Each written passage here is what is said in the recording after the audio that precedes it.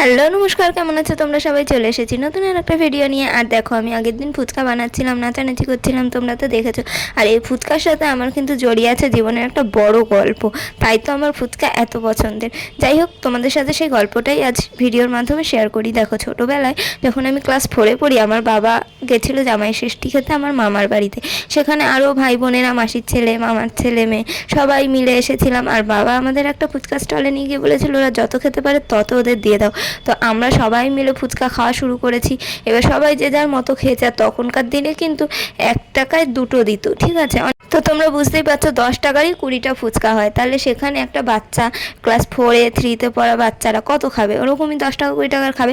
তো আমার বাবা এমনই ছিল যে কোনো কিছু কিনতে হলে, কোনো কিছু খাওয়াতে হলে, নাও যত খুশি খাও, আমি টাকা দিচ্ছি। টাকা নিয়ে কখনো ভাবতো না। আমি আগের কথা বলছি, ছোটোবেলার কথা। তো যাই হোক, তারপর আমরা সবাই মিলে ভাই বোনেরা লাইন দিয়ে ফুচকা খেতে আরম্ভ করলাম।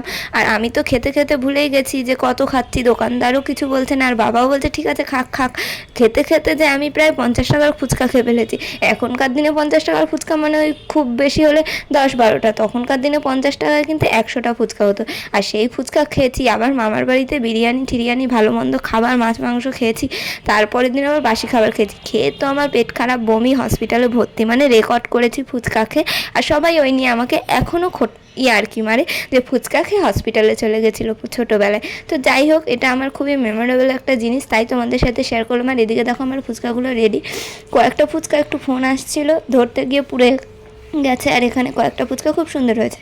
যেগুলো সুন্দর হয়েছে সেগুলোই তোমরা ভালো করে দেখো। মানুষের ভুলভ্রান্তি হয়। আর ফুচকাওয়ালা কাকুদেরও কিন্তু কয়েকটা ফুচকা ঠিক মতো হয় না, পাপড়ির মতো রয়ে যায়, যেটা দিয়ে চুরমুর বানানো হয়। আর এখানে টক জল গোলা চলছে। আর ফোনে আমার একটা বন্ধু ফোন করেছিল, তাই তার সাথে কথা বলছিলাম। আর এখানে আমি আলুগুলোও মেখে নিচ্ছি। আর এখানে আমি ভালো করে টক জলটাও তৈরি করে নিচ্ছি। আর কি বলো তো, আমি যে ফুচকাটা বানিয়েছিলাম হোমমেড, সেটা কিন্তু বাইরের ফুচকার থেকে অনেক স্বাস্থ্যকর। বাইরে আনহাইজেনিকভাবে তারা বানায়। যাই হোক, সেতে টেস্ট বেশি হয়।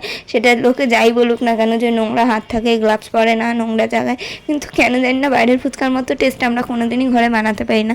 সিক্রেট একটা কিছু ব্যাপার থাকে বোধ হয়। তো যাই হোক, এখানে আমি জল আলু সব মেখে নিচ্ছি একদম দোকানদারদের মতো। আর কেউ ভেবো না আমি এরকমভাবে কেন মাখছি। আসলে ক্যামেরাটা সেলফি ক্যামেরা করা, তো তার জন্য একটু এরকম লাগছে। আর তারপরে এখানে আমি সব কিছু ভালো করে দিয়ে মেখে ঢেকে, খাবে কে? আমি একাই খাবো, কারণ আমার মায়ের শরীরটা একটু ভালো না, তার জন্য খেতে পারবে না।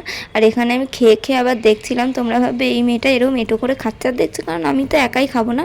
আর যদি আমার মাও খেতো তাতেও সমস্যা ছিল না, আমার মা আমার এটোটা খায়। আর এখানে আমি ভালো করে আলু মেখে নিয়েছি, জল রেডি করে নিয়েছি।